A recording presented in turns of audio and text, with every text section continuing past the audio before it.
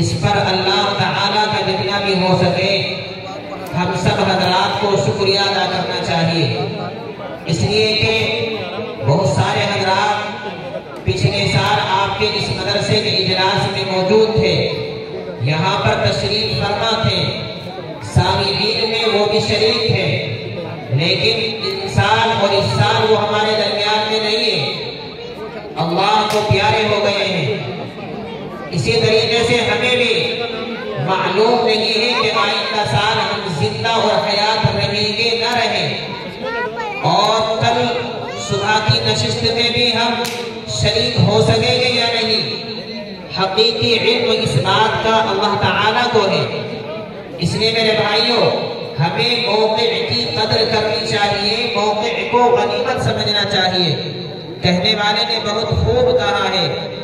غنیمت سمجھ زندگی کے بہار، غنیمت سمجھ زندگی کے بہار،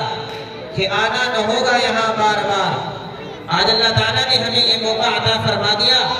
دینی محفل سجانے کی ہمیں توفیق عطا فرما دی، اور اس میں ہم سب کو شرکت کی سعادت عطا فرما دی۔ یہ اللہ تعالیٰ کا ہمارے اوپر بہت بڑا کرم ہے، احسان ہے رب ذوالجلال کا۔ یہ محفل ایسی محفل ہوا کرتی ہے، اللہ تعالیٰ ان محفلوں میں شریک ہونے والے کی مغفرت فرما دیتے ہیں، بخشش کا اعلان کر دیتے ہیں۔ میرے بھائیوں دنیاوی محفلوں میں انسان شریک ہوتا ہے، کوئی مغفرت کا وعدہ نہیں، کوئی ثواب کا وعدہ نہیں، لیکن دینی اجلاس میں، دینی محفلوں میں، ذکر اللہ کی مجالس میں جب انسان شریک ہوتا ہے، اللہ تعالیٰ شریک ہونے والے کے کھاتے میں بہت ساری نیکی عطا فرماتے ہیں۔ اور کتابوں کے اندر حدیث شریف کے حوالے سے یہ بات معلوم ہوتی ہے، اللہ تعالیٰ دینی محفلوں میں شریک ہونے والے کو اللہ تعالیٰ معاف فرما دیتے ہیں، اس کا بخشش کا اعلان فرما دیتے ہیں۔ کتنی بابرکت مجلس ہے، اس لیے ہم سب حضرات اس کی قدر کریں۔ جہاں تک میری آواز پہنچ رہی ہے، چونکہ عشاء کے بعد سے جلسے کی کارروائی الحمدللہ شروع ہے، بچوں کے پروگرام ہو رہے ہیں، یہ چھوٹے چھوٹے بچے، یہ ننھے منھے بچے آپ حضرات کے اسی مدرسے کے پڑھنے والے طلبہ اور طالبات ہیں،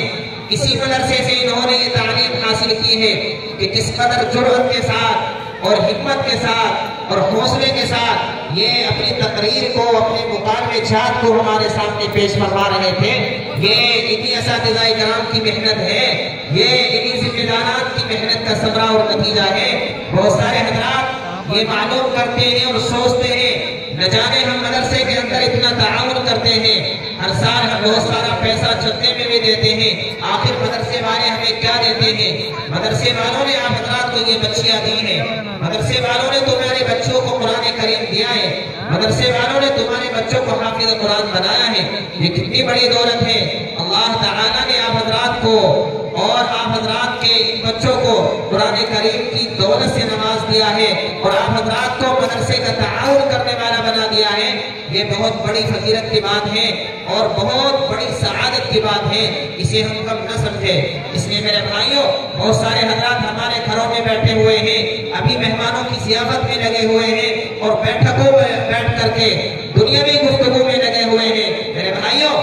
دنیاوی گفتگو تو ہم روزانہ کرتے ہی رہتے ہیں، دنیاوی بات چیت تو ہم روزانہ کرتے ہی رہتے ہیں، کل بھی کریں گے انشاءاللہ، جلسے کے ختم ہونے کے بعد بھی کرتے ہیں اور کر سکتے ہیں، کوئی حرج کی بات نہیں ہے۔ لیکن یہ دینی جلسہ آپ حضرات کو روزانہ نہیں ملے گا، یہ دینی محفل میں شریک ہونے کا موقع آپ حضرات کو بار بار نہیں ملے گا۔ یہ تو آج اللہ تعالیٰ نے قرآن کریم کی برکت سے آپ حضرات کو یہ موقع عطا فرما دیا، یہ اس مدرسے کی برکت ہے کہ اتنے قرآن اعظام، شعراء اسلام، مداحین رسول، بڑے اچھے نعت خواہ اور علماء کرام دور و دراز کا سفر طے کر کے اس مدرسے کی محبت میں قرآن کریم کی برکت سے تشریف لائے ہیں، ورنہ اتنے علماء کرام اور اتنے حفاظ، اتنے قرہ کا جمع ہونا بغیر مدرسے کے اور بغیر قرآن کریم کی برکت کے بڑا مشکل ہے۔ اس لیے میرے بھائیوں آپ حضرات اپنے مدرسے کی قدر کرتے ہیں، الحمدللہ مجھے معلوم ہے ہے اور زیادہ کرنی چاہیے۔ یہ قرآن کریم کی برکت کا نتیجہ ہے کہ آج اللہ تعالیٰ نے ہمیں ان بچوں کو قرآن کریم پڑھنے کی توفیق دے دی اور اتنے علماء کرام کی ہمیں زیارت عطا فرما دی۔ میرے بھائیوں، اس پر ہم شکریہ ادا کریں۔ میں خوشخبری سنا دوں کہ آج آپ حضرات کے اس نشست میں چونکہ صبح کو بھی جلسہ ہونا ہے، رات کو بھی جلسہ ہوتا ہے، تو رات کی آج کی اس نشست میں ایشیا کے عظیم دینی درسگاہ دارالعلوم دیوبند جو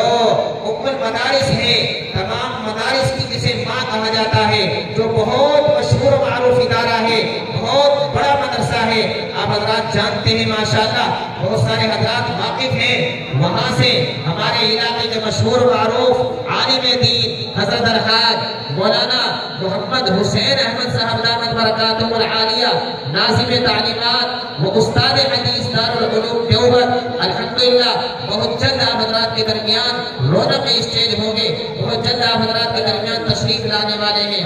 اور اسی طریقے سے دارالعلوم دیوبند ہی سے کئی سالوں سے آپ حضرات کے اس جلسے میں شریک ہونے والی عظیم شخصیت جناب حضرت مولانا مفتی محمد مزمل صاحب دامت برکاتہ العالیہ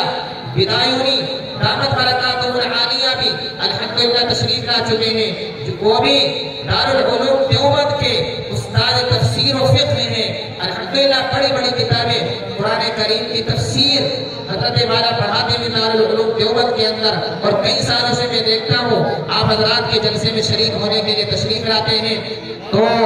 آج بھی الحمدللہ آپ حضرات کی محبت میں، آپ حضرات کے اس مدرسے کی محبت میں، آپ حضرات کی ادنا سی حقیر سی دعوت پر لبیک کہتے ہوئے یہ حضرات تشریف لا چکے ہیں۔ انشاءاللہ بہت جلد ان حضرات علماء کرام کے بیانات کا سلسلہ شروع ہو جائے گا۔ اسی طریقے سے ہمارے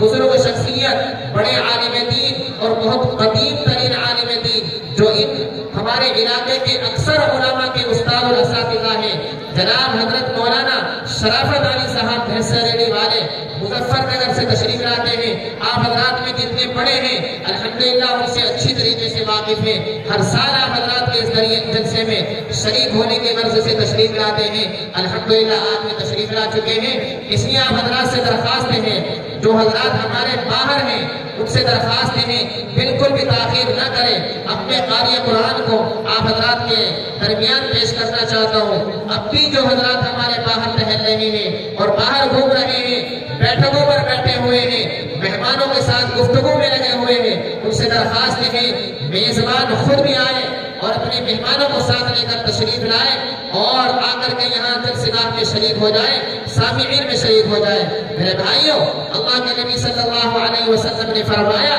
کہ جو شخص اللہ پر یوم آخرت پر ایمان لایا اسے چاہیے کہ وہ اپنے مہمان کا اکرام کرے۔ آج کا سب سے بڑا اکرام، سب سے بڑا استقبال ہمارا یہی ہے کہ ہم اپنے مہمانوں کی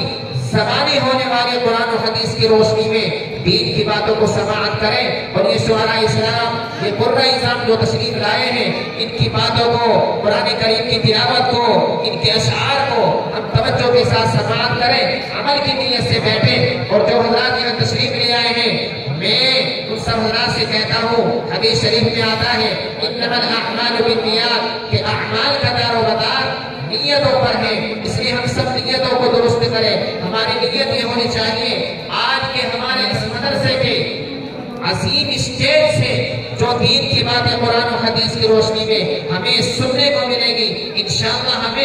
ہم اس پر عمل کرنے کی مکمل کوشش کریں گے، تو انشاءاللہ آپ کا یہ آنا یہاں کامیاب ہوگا۔ میرے بھائیوں، اس لیے آپ حضرات اپنی نیتوں کو بالکل درست کریں اور عمل کی نیت سے آپ حضرات یہاں بیٹھے۔ جو حضرات ہمارے باہر ہیں ان سے بھی درخواست کر تشریف لے آئے۔ آئیے اب میں بغیر کسی تمہید اور تاخیر کے قرآن کریم کی تلاوت کے لیے قاری صاحب کو آپ حضرات کے سامنے پیش کرنا چاہتا ہوں۔ قرآن کریم زندہ و جاوید کتاب ہے۔ قرآن کریم جب تک دنیا میں رہے گی یہ دنیا قائم رہے گی، اور جب قرآن کریم پڑھنے والا، قرآن کریم پڑھانے والا، صاحب قرآن، اللہ کا نام لینے والا کوئی انسان دنیا میں نہیں رہے گا، قیامت آ جائے گی۔ یہ زمین، یہ آسمان، یہ چاند سورج، یہ ستارے سارے ٹوٹ ٹوٹ کر درہم برہم ہو جائیں گے، کوئی چیز نہیں رہے گی، نہ زمین رہے گی، نہ آسمان رہے گی، نہ ہم رہیں گے، جب تک دنیا میں قرآن کریم کا پڑھنے والا، پڑھانے والا، صاحب قرآن،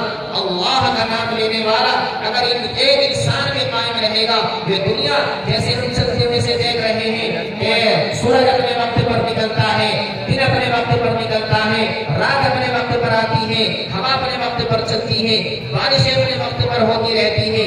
ایک اللہ کا نام لینے والے کی برکت سے اللہ تعالی اس پوری دنیا کا نظام ایسے ہی چلاتے رہیں گے۔ میرے بھائیوں، قرآن کریم اتنی بڑی کتاب ہے، بعض مرتبہ افسوس ہوتا ہے کہ انسان قرآن کریم کو بہت چھوٹی کتاب سمجھتا ہے، کبھی کبھی ہاتھ میں اٹھاتا ہے اور ایسے ہی چل دیتا ہے۔ قرآن کا ہمیں احترام کرنا چاہیے، ادب کرنا چاہیے، قرآن کریم کو ہمیں چومنا چاہیے، سینے سے لگانا چاہیے۔ قرآن کریم جو آج ہمارے اس مدرسے میں پڑھائی جاتی ہے، جو آج ہمارے مساجد کی کتابوں میں رکھی ہوئی ہے، جو آج ہمارے گھروں کی الماریوں میں زینت بنی ہوئی ہے، جو آج بچوں کے سینوں میں محفوظ ہے، حفاظ اور قراء کے سینوں میں محفوظ ہے، علماء دین کے سینوں میں محفوظ ہے، وہ قرآن کریم وہی ہے جو آج سے تقریباً 1444 سال پہلے کبھی مکے میں کبھی مدینے میں ہمارے نبی محمد عربی صلی اللہ علیہ وسلم کے ذات عالی پر نازل ہوا۔ ٹھیک اسی طرح اتنے طویل عرصے کے بعد الحمدللہ تو بغیر کسی کمی زیادتی کے یہ قرآن ہمارے ہاتھوں میں محفوظ ہے اور ہمارے ہاتھوں میں موجود ہے۔ اللہ تعالیٰ ہمیں اس کی صحیح قدر کرنے کی توفیق عطا فرمائے۔ آئیے اسی قرآن کریم کی تلاوت سے آغاز کرنے کے لیے، جس کی آیتوں کو سن کر شجر و حجر جھوٹنے لگتے ہیں، پتھر دل اور سخت دل بھی موم ہو جایا کرتے ہیں، نرم ہو جایا کرتے ہیں۔ قرآن کریم جب اچھی طریقے سے پڑھا جاتا ہے، اخلاص کے ساتھ پڑھا جاتا ہے اور اس نیت کے ساتھ پڑھا جاتا ہے کہ پڑھنے والا یہ نیت کرے کہ اللہ تعالیٰ کا مجھے حکم ہوا ہے کہ تم قرآن پڑھو، اور سننے والا یہ نیت کرے کہ اللہ کا حکم ہوا ہے کہ ہم قرآن کریم کو سنیں۔ آئیے میں اسی قرآن کریم کی تلاوت سے آج کی اس نورانی محفل کا آغاز کرنے کے لیے محترم جناب قاری محمد شارق صاحب استاد دارالعلوم اسعدیہ ایکڑ خرد سے میں درخواست کر رہا ہوں کہ وہ تشریف لائیں اور تلاوت کلام اللہ سے ہماری نورانی محفل کا آغاز فرمائیں۔